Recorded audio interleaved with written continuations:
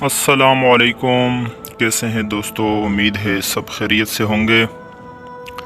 آج ہم اس ویڈیو میں پڑھیں گے کہ انسان کی روح کس طرح نکلتی ہے۔ پیارے دوستو، یہ زندگی بہت مختصر ہے، اس سے ایک نہ ایک دن ضرور ختم ہو جانا ہے۔ جو بھی چیز زندہ ہے اس سے ایک دن موت ضرور آ جائے گا، لیکن اگر ہم یہ مختصر زندگی اللہ کے بتائے ہوئے طریقوں کے مطابق گزار لے تو آخرت کی زندگی جو کہ ہمیشہ کی زندگی ہے، اس میں بہت سے انعامات حاصل کر سکتے ہیں۔ نیک اور بد لوگوں کی روح جب نکلتی ہے تو روح نکلتے وقت ہی اس انسان کو معلوم ہو جاتا ہے کہ اس کے ساتھ کیا معاملہ ہونے والا ہے، آیا کہ اسے جنت کی طرف لے جایا جا رہا ہے یا جہنم کی طرف۔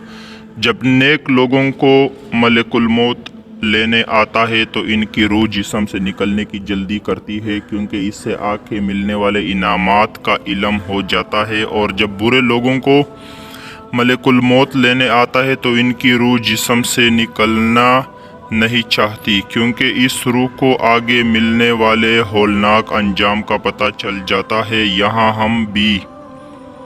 یہاں ہم ابھی صرف نیک لوگوں کی روح نکلنے کا ذکر کر رہے ہیں تاکہ دل کو راحت اور خوشی ملے اور نیک اعمال کرنے کی طرف توجہ مرکوز ہو۔ ایک طویل حدیث میں نیک لوگوں کی روح نکلنے کا مکمل تفصیلی بیان موجود ہے، جس کے بارے میں لوگ اکثر سوال کرتے ہیں۔ تو آئیے اس حدیث کا مفہوم جان لیتے ہیں۔ اللہ کے نبی صلی اللہ علیہ وآلہ وسلم نے فرمایا کہ جب نیک انسان کی روح نکلنا ہوتی ہے تو آسمان سے ملک الموت کے ساتھ جنت کا ریشمی لباس اور جنت کی خوشبو لے کر دیگر فرشتے بھی اترتے ہیں۔ ان فرشتوں کے چہرے سورج کی طرح چمک رہے ہوتے ہیں اور یہ فرشتے مرنے والے سے اتنا دور بیٹھ جاتے ہیں جہاں تک نظر نہیں جا سکتی۔ پھر ملک الموت مرنے والے کے سرہانے پر بیٹھ جاتا ہے اور کہتے ہیں کہ مبارک ہو تیرے رب کی رضا اور تیرے رب کی مغفرت تیرے ساتھ ہے۔ مرنے والا اللہ کی مغفرت کا سن کر حیران رہ جاتا ہے اور بہت خوش ہوتا ہے، اور اس کی روح کہتی ہے کہ جلدی جلدی مجھے جسم سے نکال لو اور مجھے میرے رب کے پاس لے چلو۔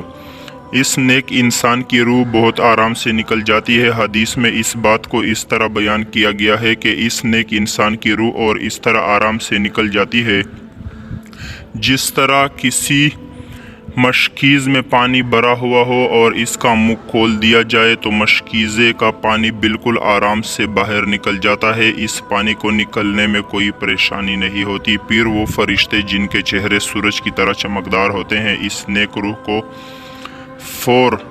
فوراً پلک جھپکنے کی رفتار سے ملک الموت سے لے لیتے ہیں اور اسے جنت کے ریشمی لباس میں لپیٹ دیتے ہیں اور جنت کی خوشبو اسے لگا کر آسمان کی طرف چلے جاتے ہیں۔ پہلے آسمان پر جب فرشتے اس نیک روح کو لے جاتے ہیں تو وہاں پر موجود تمام فرشتے اس نیک روح کو ویلکم کرتے ہیں کہ خوش آمدید، تمہارا امتحان اچھا رہا، مبارک ہو، تم کامیاب ہو۔ اس طرح پھر فرشتے اس نیک روح کو دوسرے آسمان پر لے جاتے ہیں، وہاں بھی اس نیک روح کا ویلکم ہوتا ہے۔ پھر یہ روح تیسرے، پھر چوتھے، پھر پانچویں اور پھر چھٹے آسمان پر سب سے مبارک باد وصول کرتی ہوئی فرشتوں کے ساتھ پہنچتی ہے۔ آخر میں جب یہ روح ساتویں آسمان پر جاتی ہے تو اللہ تبارک و تعالیٰ کی آواز آتی ہے کہ میرے نیک بندے کو ایلین میں داخل کر دو۔ جو نیک لوگوں روح کے رہنے کی جگہ ہے، اب قیامت تک یہ نیک روح وہاں ہوتی ہے۔ اب فرشتے اس نیک روح کو ایلین میں چھوڑ آتے ہیں جہاں سے شروع ہوتا ہے نیک روح کا ابدی سفر۔ اب دنیا میں اس نیک انسان کے ساتھ کیا معاملہ ہوتا ہے کہ یہ نیک انسان اپنے رشتہ داروں سے کہتا ہے کہ جلدی کرو، مجھے لے کر جاؤ، قبر میں اتارو تاکہ میں اپنے رب سے ملوں۔ جب رشتہ دار اس نیک روح کو قبر میں اتار دیتے ہیں تو وہاں دو فرشتے آتے ہیں جنہیں منکر نکیر کہا جاتا ہے۔ یہ اس نیک انسان سے سوال کرتے ہیں۔ نیک روح فوراً ان سوالوں کا جواب دے دیتی ہے۔ جب بری روح ان سوالوں میں پھنس جائے گی اور اسے جواب نہیں آئے گی، مرنے والے کو قبر میں سورج غروب ہوتا دکھائی دے گا۔ کیونکہ یہ نیک انسان نماز کا پابند ہوگا، اس لیے فرشتوں سے کہے گا کہ رکو مجھے نماز ادا کرنے دو۔ نماز کا وقت نکل جائے گا، فرشتے کہیں گے کہ اب تو دنیا میں نہیں ہے، یہاں اب کوئی نماز نہیں۔ وہ کہے گا کہ مجھے تو یاد ہی نہیں کہ میں مر چکا ہوں۔